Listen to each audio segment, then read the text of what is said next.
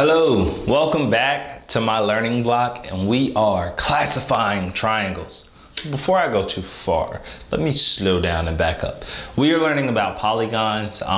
Your child's in a place where they are learning some geometry. Learning about polygons, more specifically triangles, which is a polygon that has 3 sides and 3 angles. So thank you for joining me here. Today we're going to focus on classifying triangles. Now, as you are aware, and your child will soon become aware, we classify triangles 2 specific ways: by their sides and by their angles. Today we're going to focus on identifying triangles based on their angles, right? More specifically, one type of triangle, and that triangle is an obtuse triangle. Now, when I'm working with my students, and this is something good for you to know, come closer. All right, the way you can help your child out a lot is by being theatrical. Now, when I'm working with students, I'll get back to what an obtuse triangle is. When I'm working on this subject, I really use my voice to kind of get them to remember which is which. Now, an obtuse triangle is a triangle that has one angle that is greater than 90 degrees. So it is greater than the shape of an L or a piece of paper, the corner of a piece of paper. And the way I get my students to kind of remember this is by being the joke of the class for that 5-10 seconds. I say obtuse. I use a very deep voice to show the great size of the angle. When I use the acute angle, I go, a cute little angle. But obtuse is a very obtuse angle.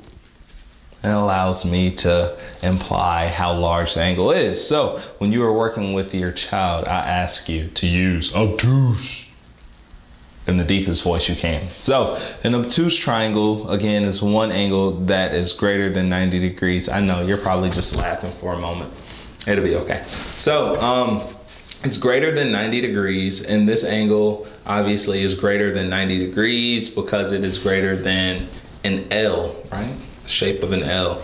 And then there are 2 angles that are less than 90 degrees, and that is because triangle can only add up to 180 degrees. So this one is very large and these 2 are very small. What are non-examples of an obtuse angle? Well, glad you asked. Any angle that has 3 angles that are less than 90 degrees or one that is equal to 90 degrees is an obtuse angle. So as long as you have one angle that is greater than 90 degrees, you have an obtuse. In this situation, we have one right angle. I'll say it's right angle, which means it's 90 degrees, and these 2 angles are less than, so it is not obtuse. Very close though. This angle less than 90 degrees, less than, so it is not obtuse. And here we have a little acute angle that is all less than 90 degrees or less than a right angle, thus making them all non-obtuse. Obtuse.